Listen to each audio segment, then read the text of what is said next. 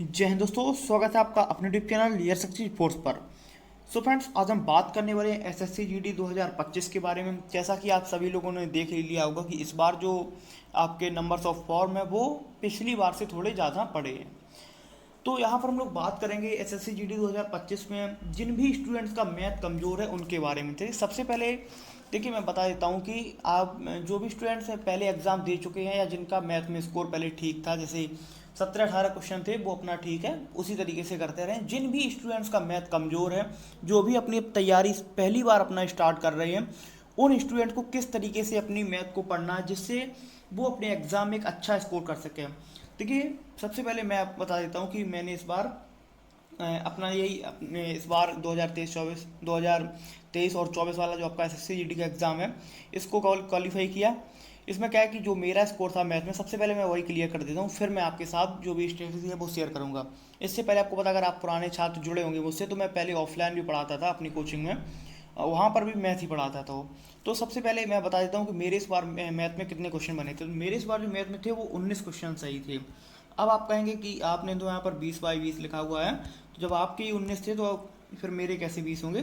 तो देखिए, सबसे पहले जो मेरे 19 क्वेश्चन इस बार बने थे आउट ऑफ 20 वो क्या था कि जो मेरा एक क्वेश्चन था टाइम एंड वर्क का, वो मुझसे पढ़ने में उसमें मिस्टेक हुआ कि किसका काम, बहुत इजी क्वेश्चन था। उसमें सिर्फ ये पूछा था, ऐसा राम और मोहन करके दो था, कि ये राम कितने दिन में काम ऐसा समाप्त करेंगे, मैं आपको दिखा दूंगा। तो उसका मैंने गलत पढ़ लिया कि किसका पूछा, क्योंकि जल्दबाजी हो तो प्रेशर होता है, आपको भी पता है। तो उसका उतना पढ़ने भी होगा कि किसका पूछा, क्योंकि लास्ट टाइम मैंने देखा नहीं और वो आंसर भी टिक कर दे। मैं कभी आपको दिखाऊंगा कि उसके दूसरे वाले का आंसर टिक है।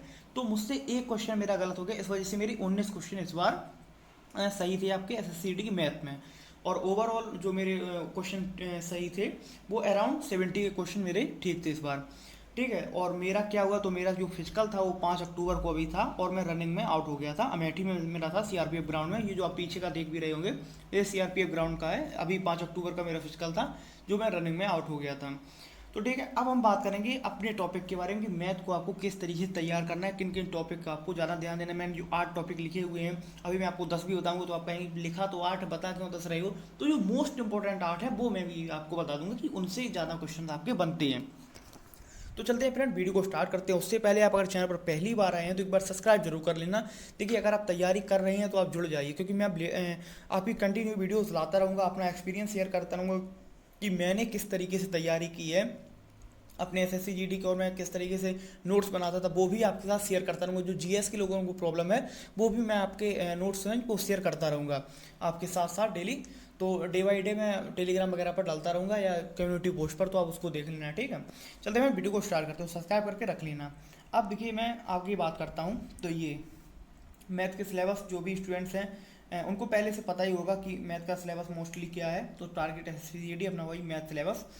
अगर मैं टॉपिक की बात करता हूँ तो अराउंड 15 से 16 टॉपिक हैं जो आपके लिखे होंगे उसमें। अगर आप सिलेबस को देखेंगे तो उसमें 15 से 16 टॉपिक और ज़्यादा भी लिखे हो सकते हैं। ठीक है, तो मैंने यहाँ मोस्ट लिख लिए, जैसे number system, decimal and fraction हो गया, रिलेशन बिटवीन नंबर्स, ये थोड़ा इंपॉर्टेंट है।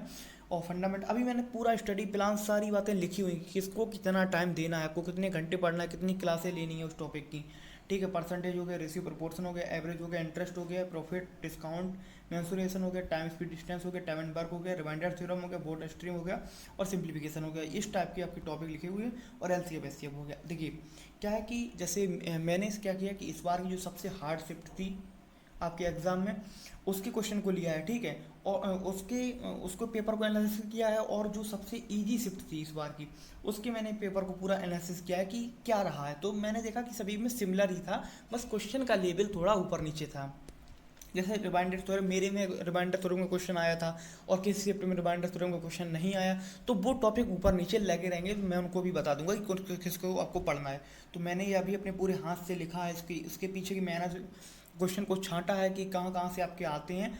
फिर मैंने ये आपको इंपॉर्टेंट टॉपिक के बारे में बता देता हूँ मैं सामने, साथ ही साथ में सब कुछ लिख के ले आया था मैं। देखिए, सबसे पहले इंपॉर्टेंट टॉपिक की अगर मैं बात करता हूँ तो ये नंबर फर्स्ट पे है आपका सिंप्लीफिकेशन, और ये आप जो कॉलम में देख रहे हैं ये आपके लिखे हुए हैं नंबर्स ऑफ क्वेश्चन। तो सिंप्लीफिकेशन आपका नंबर फर्स्ट पे, जिससे कि आपके तीन तीन क्वेश्चन आपके इजी और हार्ड शिफ्ट में आए थे। अब मैं बार बार ये नहीं बोलूँगा तो आप समझ जाना कि इजी और हार्ड का तीन तीन क्वेश्चन था। ठीक है, और ये सभी में सिमिलर था, जैसे कि मैंने पहले बोला कि सिर्फ और वहाँ पर क्या था कि डिफरेंस था कि पेपर हार्ड है या क्वेश्चन हार्ड है या क्या ना क्वेश्चन इजी है, बस इतना डिफरेंस है। और कुछ ज़्यादा इजी उसमें ये नहीं है कि भाई उसमें आपका दक्षिण अफ्रीका से क्वेश्चन खोज के उसमें लिख दिया गया, ऐसा कुछ नहीं था। क्वेश्चन आपके मैथ के ही थे और जो कि आपके time and work, profit loss, यही सब थी। ठीक है। सिंप्लीफिकेशन के 3 क्वेश्चन थे, प्रॉफिट एंड लॉस और डिस्काउंट के जोड़ के 3 क्वेश्चन थे, 3 और 3। एलसीएम पैसिव का एक क्वेश्चन आपका बनता है। इंटरेस्ट में आपका सीआई एंड एसआई यानी सिंपल इंटरेस्ट और कंपाउंड इंटरेस्ट का 2 क्वेश्चन है। 2 क्वेश्चन मतलब ये 4 नहीं बनेंगे, एक बनेगा सिंपल से, एक बनेगा आपका किससे, कंपाउंड से। तो इस तरीके से एक क्वेश्चन रहेगा, या दोनों कंपाउंड से हो जाएंगे या दोनों सिंपल से हो जाएंगे, इस तरीके से आपका बनेगा। ठीक है। तो दोनों को पढ़ना है, अभी मैं आपको पूरा आगे समझा दूंगा किस तरीके से पढ़ना है आपको। परसेंटेज के 2 क्वेश्चन आपको ये कम से कम आपको देखने के मिलेंगे, तो आप जोड़ लीजिए कि सिंप्लीफिकेशन 3 हो गया, प्रॉफिट लॉस से 3 हो गया डिस्काउंट से, और 2 यहाँ से हो गए। तो अगर आप जोड़ लेंगे तो 3 3 6 और 2 8 और 2 10 क्वेश्चन आपके यही 3 4 टॉपिक से आपके बन गए हैं। ठीक है।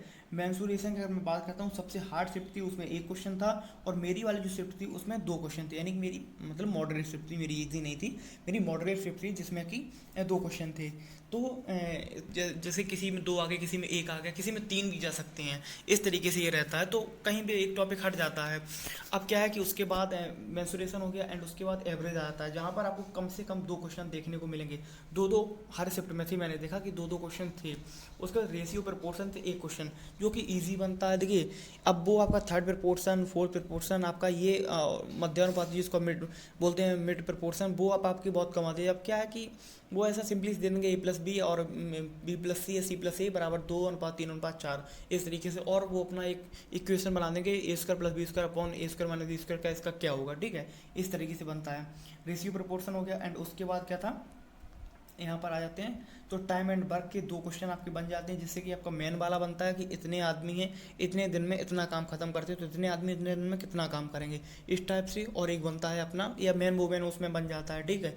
या और एक अपना नॉर्मल वाला क्वेश्चन, मेरे में एक मोहन और राम करके आया था, जो मेरा गलत हुआ, जो मेरा वही एक क्वेश्चन गलत हुआ था, जिस वजह से मेरे 19 क्वेश्चन हो पाए थे, जो कि बहुत ही ईजी क्वेश्चन था। अगर आप ऐसे भी देखेंगे, अगर आप किसी ने एक भी बार पढ़ा होगा तब भी वो सही हो जाएगा, बस वो जल्दबाजी के कारण ही एक क्वेश्चन गलत हुआ था पढ़ने में, क्योंकि दोबारा मैंने लौट के पढ़ा नहीं, किसका पूछा है कि मोहन का पूछा कि राम का पूछा, मैंने टिक करके आगे बढ़ गया। ठीक है। टाइम स्पीड डिस्टेंस से आपको एक क्वेश्चन 100% देखने को मिलेगा। अब क्या है कि यहाँ पर ये, और उसके बाद मिक्सचर एंड एलिगेशन, अब ये मैंने बाद में क्यों लिखा है, आप देख भी रहे हो, इसकी बाद में लिखा हुआ है। तो जब मैंने देखा 4 5 शिफ्ट को देखा, तो वहाँ सभी में ये था। ठीक है। और एक शिफ्ट जो सबसे हार्ड शिफ्ट थी, उसमें भी था निकल, जो शायद मेरी शिफ्ट थी, उसमें मेरी नहीं, एक किसी की और शिफ्ट थी, मैंने देखा उसमें मिक्सर एलिगेशन का था नहीं। तो ऐसे सभी का मैंने रखा है। जो हार्ड शिफ्ट मैंने अपने वही निकाला यूट्यूब से, कौन सी हार्ड थी, कौन सी इजी थी, कौन सी मॉडरेट थी, तो सभी से मैंने देखा किसी में आपका मिक्सर एलिगेशन है, किसी में नहीं, लेकिन मोस्टली था। तो इस वजह से मैंने इसको बाद में भी जोड़ लिया, तो 10 टॉपिक आपके यहाँ पर बन गए। अब देखिए क्या है कि इतने आपके यहाँ पर मैंने आपको टॉपिक बता दिए कि भाई इतने से इतने इतने क्वेश्चन बनेंगे। अब आपको मैं बताता हूँ किसको कितना पढ़ना है। मैं सिंपल सा बात आपको यहाँ पर रखता हूँ कि किसको कितना आपको पढ़ना है, भाई पढ़ लीजिए, आपका काम हो जाएगा। ठीक है। क्योंकि आप देख ही रही हैं, मैं डरा नहीं रहा हूँ। सबसे पहले मैं बता देता हूँ कि आप कंपटीशन को देख रहे हैं, 52 लाख समथिंग अराउंड फॉर्म भर रहे हैं, कल उसके ऊपर पूरा वीडियो आ जाएगा, डिटेल वीडियो, कि उसका क्या बना है। अभी मैं वीडियो रात में बना रहा हूँ, तो इस वजह से रूम में रह के तो थोड़ा आवाज़ वगैरह उसका थोड़ा प्रॉब्लम होगा, तो उसको आप मैनेज कर लेना। ठीक है। अब मैं स्टडी मेथड के बारे में समझा देता हूँ, या स्टडी टाइम टेबल के बारे में समझा दूँ, किस टॉपिक को कितना समय अपना देना है। ठीक है भाई। तो सबसे पहले मैं स्टार्ट मैंने जहाँ से किया है, आपको भी मेरे हिसाब से वहीं से करना चाहिए जहाँ से मैं स्टार्ट कर रहा हूँ, और 1 2 एड ऑन अभी मैं इसमें कर दूंगा टॉपिक। देखिए सबसे पहले परसेंटेज के मैं बारे में बात करता हूँ कि परसेंटेज को मैंने फर्स्ट प्रायोरिटी पर रखा है, क्योंकि यहाँ से क्वेश्चन बन जाते हैं, 2 से 3 क्वेश्चन बन जाते हैं, जो कि आपके प्रॉफिट लॉस में भी काम आएंगे, वो आपके डिस्काउंट में भी काम आएंगे, वो आपको CISI में भी काम, क्योंकि परसेंटेज ऐसा टॉपिक है जो ये जुड़े हुए सभी एक दूसरे से। जब तक आप परसेंटेज नहीं पढ़ेंगे तब तक आपको ये टॉपिक सारे समझ में नहीं आएंगे। तो देखिए सबसे पहले आपको परसेंटेज पढ़ना है। अब कहाँ से पढ़ना है, अगर आप कमेंट करेंगे तो मैं उसके ऊपर नेक्स्ट वीडियो बना दूंगा, किस तरीके से आपको पढ़ना है, कहाँ से पढ़ना है, और मैं आपके लिए क्या कर सकता हूँ, मैं आपको कब कब इसके ऊपर वीडियो दे सकता हूँ, सारी बातें मैं इसके ऊपर डिस्कस करता रहूँगा। सबसे पहले आपको परसेंटेज उठाना है। अकॉर्डिंग टू मी आप समझ लीजिए कि मैं जिस हिसाब से बता रहा हूँ, अगर आप मेरे ये मान के चलते हैं, अगर आप मैथ कमज़ोर है तो एक बार मान के देख लीजिए कि आपको फ़ायदा होता है कि नहीं होता है। तो सबसे पहले आपका करना परसेंटेज उठाना, और आप खुद से सवाल लगाने की कोशिश मत करना पहली बार में, क्योंकि आपसे जब आप पहली बार करेंगे तो आपसे शायद है कि नहीं बन सकें क्वेश्चन, और आप वहाँ से डिमोटिवेट हो जाएं और आप क्या है फिर उसको छोड़ दें, नहीं पढ़ें एक दो क्लास देख के, फिर आपको मज़ा नहीं आएगा। तो आपको क्या करना है कि सबसे पहले आपको वीडियोस जहाँ से भी आप पढ़ रहे हैं, ऑनलाइन ऑफलाइन, तो कम से अगर आप ऑफलाइन भी पढ़ते हैं तो 3 से 4 5 क्लासें आपका करवाता है टीचर, ठीक है। और अगर आप ऑनलाइन पढ़ रहे हो तब तो आप वैसे भी 4 से 5 क्लासें हो जाती हैं। तो कम से कम आपको ये मिनिमम है, कम से कम आपको 5 क्लासें आपको देखनी चलती है, यानी 5 घंटे का आपका यहाँ पे हो गया। ये पूरी ये मान लीजिए कि 40 50 60 घंटे की आपके, यानी कि 1.5 2 महीने का है पूरा, यानी कि अगर नवंबर और दिसंबर 2 महीने में आपको ख़त्म हो जाएगा। तो परसेंटेज का 5 से 6 क्लासें आपको देखनी है, मैं यहाँ पे पूरा दिखा देता हूँ। और प्रॉफिट लॉस की कम से कम 5 क्लासें, तो 5 क्लासें हो गई आपकी परसेंटेज की, 5 क्लासें हो गई आपकी प्रॉफिट लॉस की, और 2 क्लासें आपकी डिस्काउंट की, यानी कि 12 घंटे आपके यहाँ पर बन गए, ठीक है। सिंपल इंटरेस्ट की कम से कम 3 क्लासें आपको देख के चलनी है, और आप थोड़ा एडवांस जाना चाहते हैं चौथी की क्लास आप देख सकते हैं। उसके ऊपर कंपाउंड इंटरेस्ट की कम से कम 3 क्लासें आपको देखनी है, जिसमें कि आपको किस्त वाले सवालों को खासकर पढ़ के जाना है। आप चाहे सिंपल इंटरेस्ट करने जा रहे हो, चाहे आप कंपाउंड इंटरेस्ट करने जा रहे हो, किस्त वाले सवाल आपको पढ़ के जाना है। और जो आपके अर्धवार्षिक, त्रिमासिक, जो भी आपके 8 महीने पे 7 महीने पे चक्रवर्ती ब्याज के बनते हैं, वो मैं आपको बता दूंगा आपको वो किस तरीके से निकालना। आपको रटना नहीं पड़ेगा कि भाई 6 महीने पढ़ा तो टाइम को डबल कर दो और रेट को आधा कर दो, इस तरीके से आपको रटना नहीं पड़ेगा। मैं आपको नेक्स्ट वीडियो में वो बता दूंगा किस तरीके से आपको क्या करना है, ठीक है। 3 से 4 क्लास सिंपल इंटरेस्ट की, 3 से 4 क्लास आपको कंपाउंड इंटरेस्ट की, एंड आगे चलता हूँ मैं। तो एवरेज की भी आपको 3 से 4 क्लासें देखनी, क्योंकि आपको पता है कि 2 से 2 क्वेश्चन, आप 1 से 2 क्वेश्चन आपके पूछ रहे थे। ये वो टॉपिक लिखे हुए जहाँ से क्वेश्चन आएगा ही आएगा, ठीक है। रेशियो प्रोपोर्शन की कम से कम 2 से 3 क्लासें देख के आपको चलनी है। रेशियो प्रोपोर्शन क्या है, स्टूडेंट बना लेता है ज़्यादातर, तो वो आपको 2 से 2 क्लास में आपका हो जाएगा, तो 2 क्लास आप देख लेना। मिक्सचर एलिगेशन की आप कम से कम 2 क्लास देख लेना, जहाँ की आप जैसे कि आपको मिक्सचर एलिगेशन में क्या है कि मैं बोलता हूँ कि दूध पानी, ये जस्ता वाला, ड्रिंक वाला, ये टॉपिक थोड़ा आ जाता है। एंड जो आपके क्वेश्चन बन गए, जैसे इतने एवरेज से भी रिलेटेड जुड़ा हुआ है ये टॉपिक, क्योंकि मैंने एवरेज को इसी वजह से ऊपर लिखा हुआ कि एवरेज में एक जो आप टॉपिक देखते हैं कि उसमें क्या रहता है कि सारे के सारे कर्मचारियों की औसत आयु इतनी है, टेक्नीशियन की इतनी है, ठीक है, फिर टोटल इतनी है, तो फिर वहाँ पे क्या है कि मिक्सचर एलिगेशन लगा के आप आंसर निकाल सकते हैं। तो उससे रिलेटेड ही टॉपिक है ये। सिंप्लीफिकेशन की कम से कम 3 क्लासें आपको देखी। सिंप्लीफिकेशन में आपके ओनली ऑन कैलकुलेशन देखी जाएगी, और स्पीड, क्योंकि पॉइंट वाले क्वेश्चन आपके बन जाते हैं, तो वो भी आपको देख के चलना है। टाइम एंड वर्क की कम से कम 3 से 4 क्लासें आपको देखनी है। 3 से 4 क्लासें टाइम एंड वर्क की। मेंसुरेशन की 4 से 5 क्लासें, जिसमें कि 2D 3D मैं फार्मूले की एक सीट है वो मैं आपके साथ शेयर कर दूंगा, वो आप देख लेना, उसी को पढ़ लेना, वहाँ से आपका फार्मूला भी फंस जाएगा और क्वेश्चन भी वहीं से बन जाएगा आपका। और टाइम स्पीड डिस्टेंस की भैया आपकी 3 क्लासें आप देख लेना। अब मैंने यहाँ पे जब ये क्वेश्चन आता है तो 3 से 4 क्लासें क्यों लिखी हैं, तो आप थोड़ा भी दिमाग लगा लेना कि जैसे टाइम स्पीड डिस्टेंस हो तो यहाँ से बोट एंड स्ट्रीम का भी आ जाता है। बस आपको अप एंड डाउन का आपको समझ लेना कि कब प्लस करेंगे हम और कब माइनस करेंगे, और वही same method time speed distance का यहाँ पर भी फॉलो होता है, क्योंकि धारा की दिशा में धारा की विपरीत, तो वहाँ पे आपको कब माइनस करना है कब प्लस। तो बोट एंड स्ट्रीम की भी जैसे 3 क्लास आपने इसकी देख ली, तो 1 क्लास बोट एंड स्ट्रीम की भी देख लेना। और वहाँ पर अगर आपने टाइम एंड वर्क देखा तो वहाँ पर आप पाइप एंड सिस्टम भी एक वीडियो देख लेना, पाइप एंड टेक की, तो आपको वहाँ पर भी समझ आएगा। तो ये आपका पूरा रीडिंग आवर्स लिखा होगा। मैं काउंट करता हूँ तो 3 4 7 3 10 3 13 13 तो 15 तो 17 17 3 20 और 20 और 3 23 26 26 और 2 28 28 और 10 आपका, यानी कि ना 38 घंटे का पूरा ये आपका स्टडी मैथ का बना हुआ है। यानी 38 घंटे में आप अपनी मैथ खत्म कर सकते हैं, जो कि मैंने लिखा है ये SSC GD के लिए। और अपने एग्जाम में अगर आप वही 10-12 पे रुक रहे हैं, सिर्फ नॉर्मल क्वेश्चन कर पा रहे हैं, तो आप अराउंड 18-19 क्वेश्चन करने लगेंगे।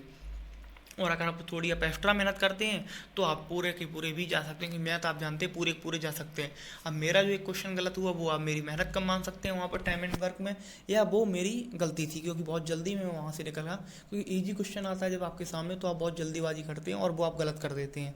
तो वहाँ पर मैंने बस इतना पढ़ने में गलत हुआ कि किसका पूछा गया और वो क्वेश्चन आपका गलत हो गया, एंड वहाँ से कितना 2.25 नंबर चला गया, क्योंकि 2 नंबर वो सीधे कटे और आपका 0.25 नेगेटिव का भी गया। तो तो आपको ये भी देखना। तो 38 घंटे में आपका अपना मैथ हो जाएगा। और ये टॉपिक मैंने रखे हैं, इसकी मैं पूरी एक PDF शेयर कर दूंगा। तो आप जाके वहाँ पे टेलीग्राम पर आप लिंक डली होगी तो ज्वाइन कर लेना, क्योंकि बहुत दिन से कोई भी वीडियोस नहीं है, तो सभी स्टूडेंट छोड़ छोड़ के चैनल जा रहे हैं, भाई हटो यहाँ से, कुछ आ नहीं रहा। इस वजह से अब रेगुलर वीडियोस आती रहेंगी, स्ट्रेटेजिक वीडियो, किस तरीके से तैयारी की, हिंदी में क्या पढ़ना है, डेली रूटीन वाइज आपको SSC की एक अच्छी तैयारी, यहाँ पे गाइडेंस आपको मिलता रहेगा। क्योंकि यहाँ पर जब जो भी किया है उसके ऊपर मैं उसी बेसिस पर आपको बताऊंगा कि मैंने किस तरीके से किया है और मेरा जो हुआ क्या। रनिंग भाई अपनी करते रहना, क्योंकि मैं आउट हुआ रनिंग में तो फिर बहुत बुरा लगता है वहाँ पर जब आप आउट होते हैं, और जो आपके दोस्त हैं, जो आपके साथी हैं, जो आपके साथ में रुके हैं वहाँ पर, वो जब पास होते हैं तब भी बुरा लगता है, क्योंकि भाई वो पास हो गया और तुम फेल हो गए। ये भी रियलिटी है कि जो सामने वाला भी पास होता है उसको भी देख के बुरा लगता है कि भाई ये पास हो गया, ठीक है। तो ये भी देख के चलना है और अपना भी देख के चलना है कि भाई पास होना है। तो ये पीछे का अगर आप कोई भी स्टूडेंट्स वहाँ अमेठी सेंटर था 5 तारीख को, तो इसमें हाजिरी जरूर लगाना कि भाई मेरा था 5 अक्टूबर को, और मेरा पहला ही बैच दौड़ा था वहाँ पर अराउंड 7:45 या 8 बजे के समथिंग दौड़ गया था, क्योंकि हाथ में घड़ी वगैरह मेरे थी नहीं, वही गलती की थी मैंने, ये हाथ में वॉच वगैरह नहीं थी और टाइम भी उसका उस हिसाब से मैनेज नहीं हो पाया। तो आप ये देख लेना, और कोई भी डाउट हो तो कमेंट करके पूछ सकते हैं। मिलते हैं आपसे अगली वीडियो में, तब तक के लिए जय हिंद जय भारत।